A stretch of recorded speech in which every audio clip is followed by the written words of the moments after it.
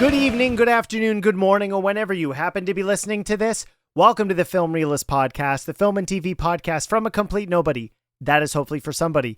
My name is Kyle Nuranya, and welcome to episode 163. On this week's episode, I will be reviewing Star Trek Strange New Worlds Season 3, the latest season in the Star Trek, the original series, prequel, that's going to have 2 more seasons. Does this have those mid-season bumps? You're going to have to find out.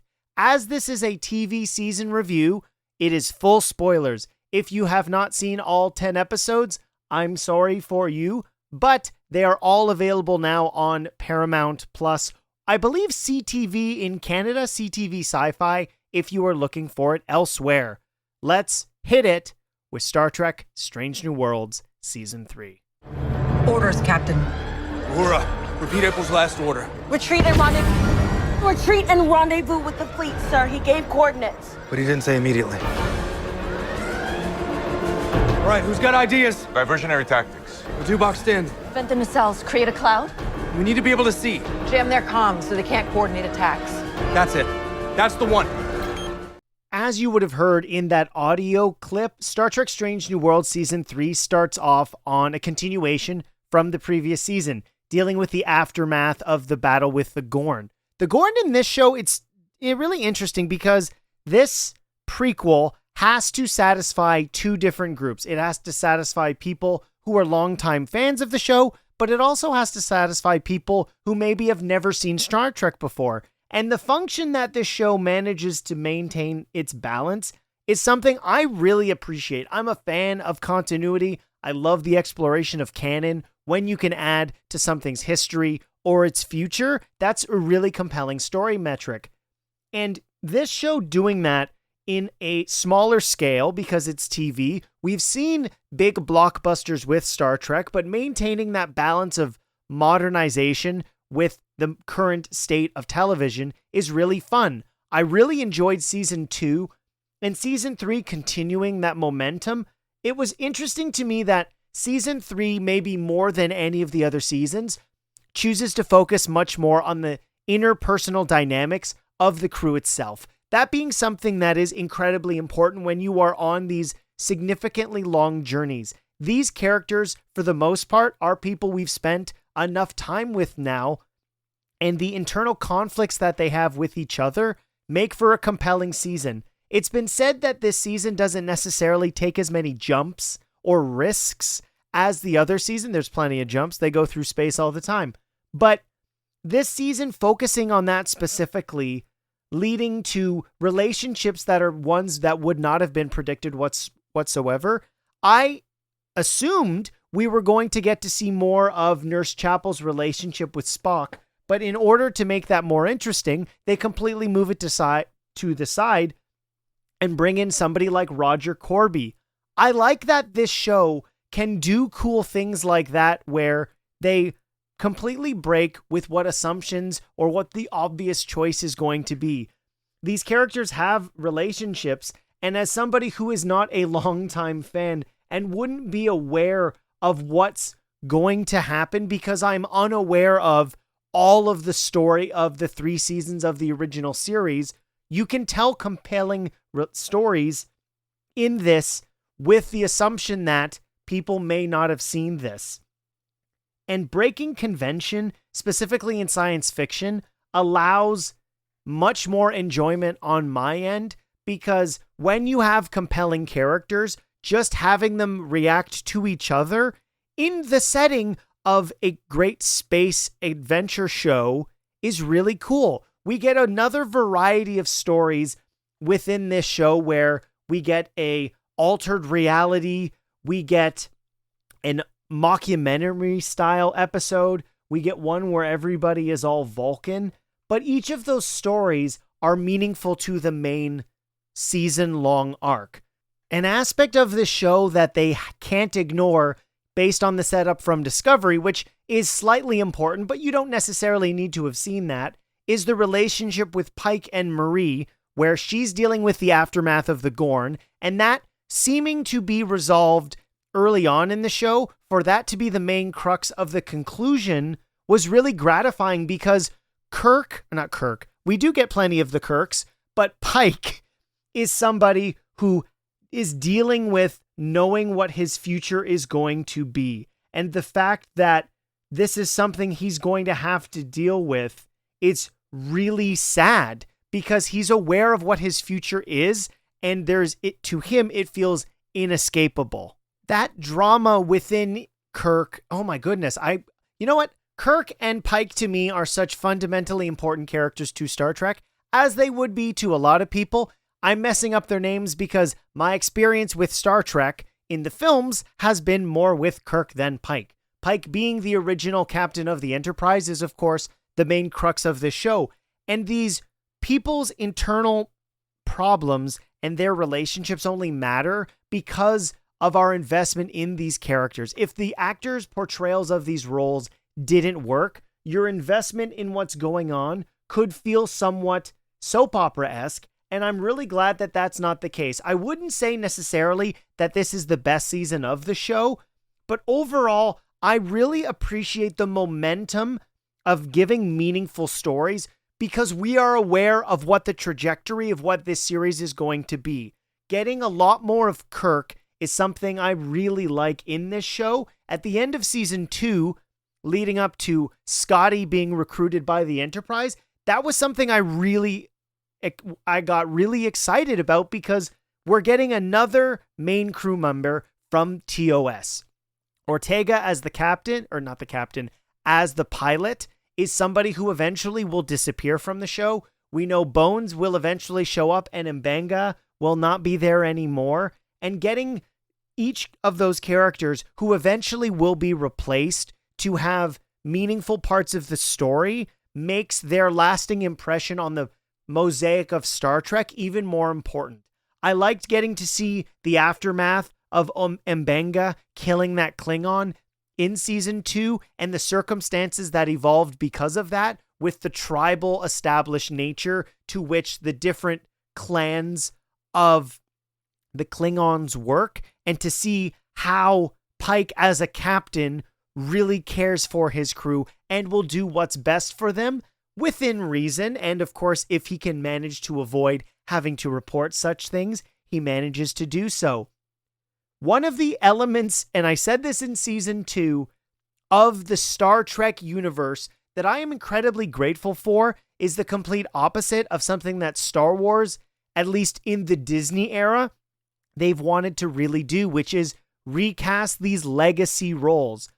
All of this cast, outside of the new characters, are recasts. Anson Mount is playing Christopher Pike, but specifically with the TOS cast members, they're managing to bring their personality and a wholehearted new perspective while feeling just as perfect for their casting in these roles we're aware of. Whether that be Ethan Peck's Spock and Paul Wesley's James T. Kirk, I'm so happy that this show continues to just give us more of those two characters. Because more than anything else, if Kirk and Spock don't work, the franchise doesn't work. And I know what you're thinking. That's not the focus of this show. Yes, it is about the Enterprise crew prior to the original series, but you need to establish the predetermined dynamics with those characters. But more than that, I really appreciate getting to see insight into how those relationships developed. And each season of these shows has moved the ball forward and gave us glimpses of a future we know of. Again, even though I'm not a diehard Star Trek fan, I know what matters in portraying those roles effectively. And each time we get to see little glimpses into what it could be like with this version of the cast in the Enterprise, I get excited. I thought that showing us an episode with Kirk as the captain and having his, I wouldn't say egotistical in a negative stance, but his self-confidence waver because he is now finally in the big chair and having to see a reliance on the other people, and the back and forth between him and Spock leads him to being the Kirk we all know and love.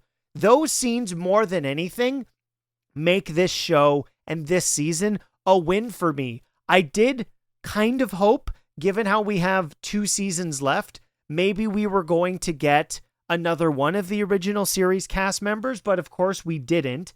The exploration of post-traumatic stress is not an unfamiliar part of the show. I liked getting to see Mbenga's relationship to what happened with them with the Gorn, as well as Ortega's, dealing with something she doesn't really do, which is physical trauma. As the pilot, she's much more removed from those situations, but getting to see her deal with that, and then putting her in essentially a bottle episode where she is cast away on a distant planet through a wormhole.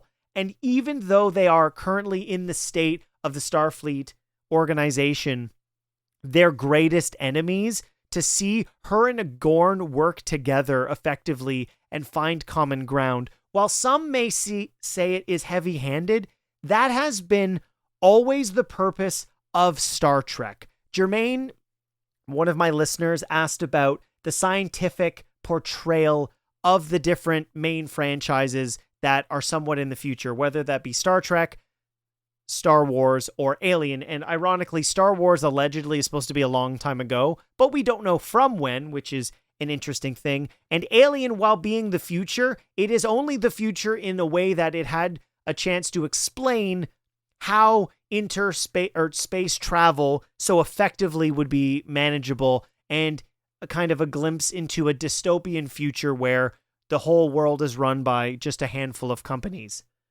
But Star Trek, even in its infancy in the 1960s, was a world of optimism. It was a utopia. Ironically enough, it is somewhat socialist in the way that people interact with each other, and just everyone working together for the common good is something that this franchise has strived for.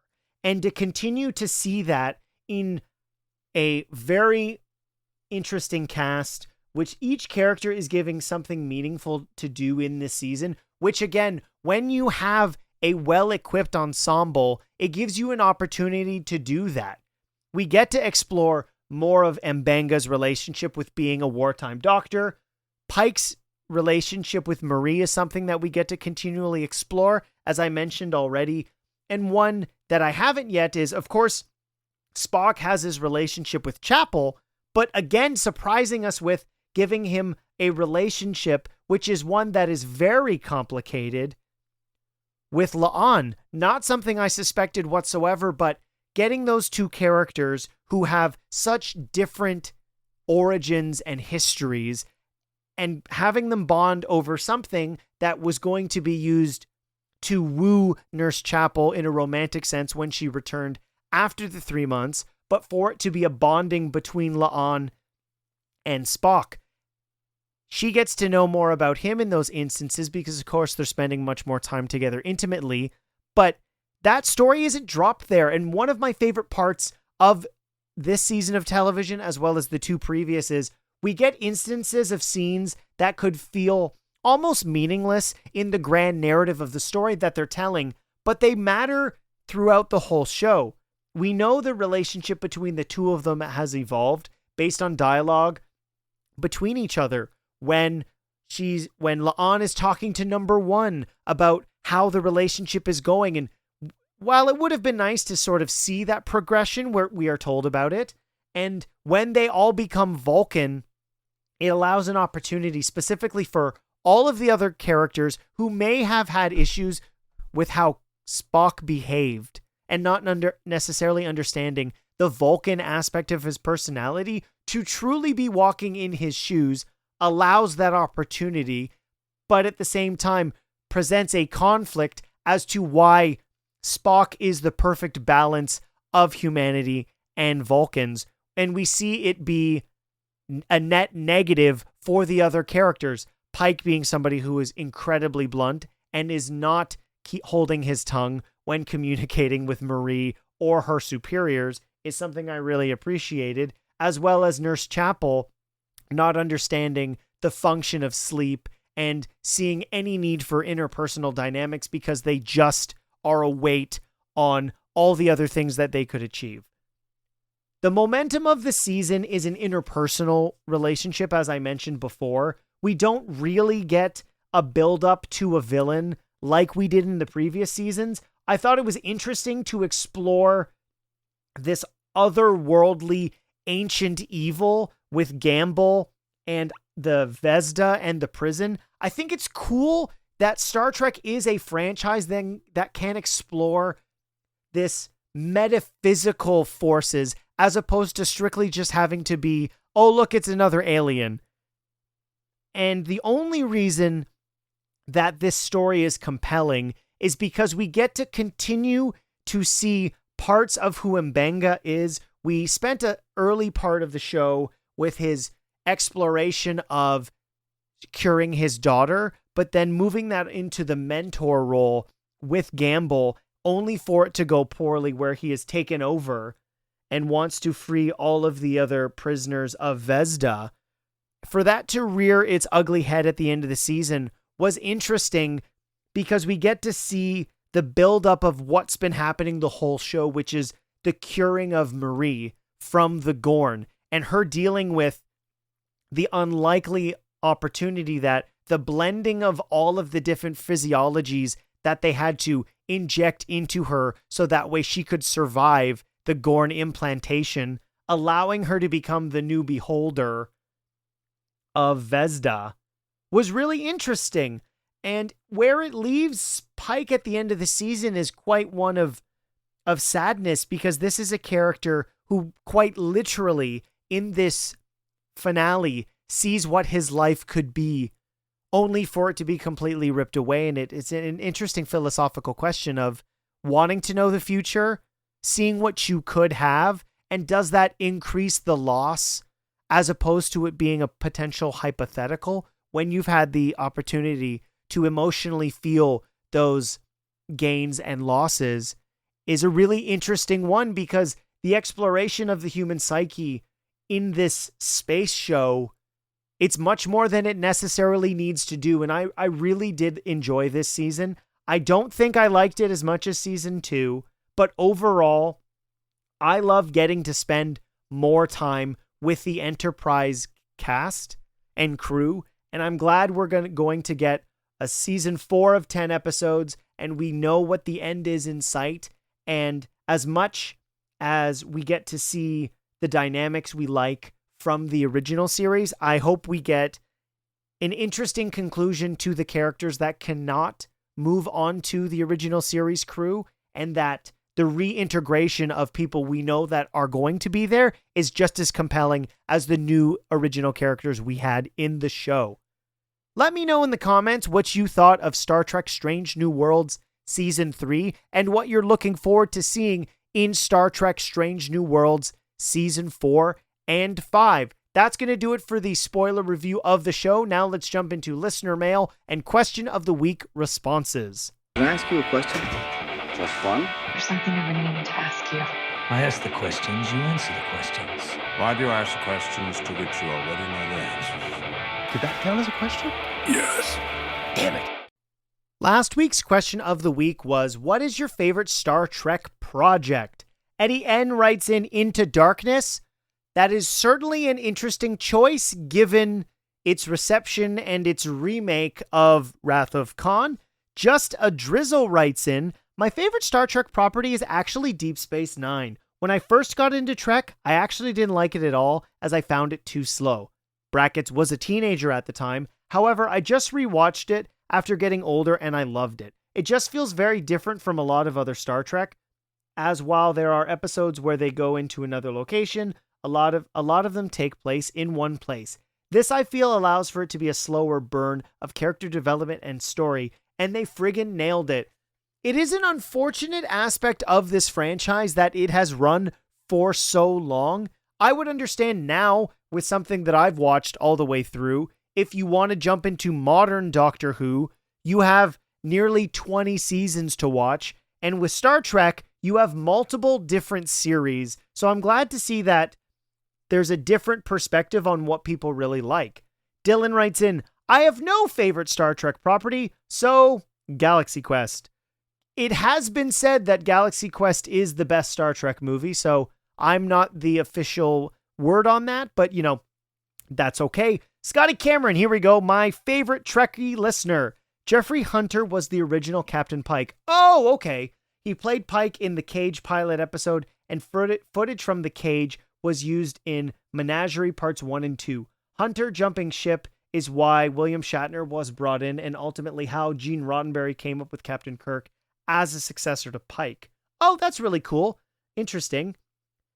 And then your answer, Scotty, says Star Trek 2009 might be my favorite Star Trek title because it ultimately introduced me to Star Trek. I saw it in theaters, and it had a profound effect on me, and it made me a Trekker to the end. I love that, Scotty. I talked about this, and I think everybody should check it out. My top 5 Star Trek films. I love Star Trek 09. Brian Hubbard, 5596A, says, Star Trek Voyager is my favorite. Okay. The number 1 podcast host, interesting name, Deep Space Nine. Okay. Again, I've not seen a second of that. I'm sorry. Justine Banks says TNG era, TNG, Deep Space Nine, and Voyager. Okay, so just in general, I'm curious if that means specifically the movies as well as the films, as well as the series. And then Derek Wagner said Wrath of Khan. There are a lot of great movies within the Star Trek universe, as well as just as many bad. It's really funny that that's kind of the way that it worked out overall. Thank you to everybody who submitted their answers for Question of the Week. This week's Question of the Week is going to connect to what next week's review is, which is, who from The Boys would you like to see show up in Season 2 of Gen V? So that is, of course, inspired by what next week's review is going to be. Next week's review is going to be more impressions of the first 3 episodes of Gen V, but I also will be seeing The Big, Bold, Beautiful Journey. So that might not be a full review, but I will give my thoughts on that film in the podcast. So there's 2 things to look forward to, a film and a TV show discussion. Thank you to everybody for listening to the Film Realist podcast. If you haven't yet, please follow the podcast on your preferred podcast platform. Leave a 5-star review if possible. The best place to get all the Film Realist news is our bio site, which is linked in the description, as well as subscribing to our YouTube channel. Thank you so much. My name is Kyle Naranya, and I will see you next time.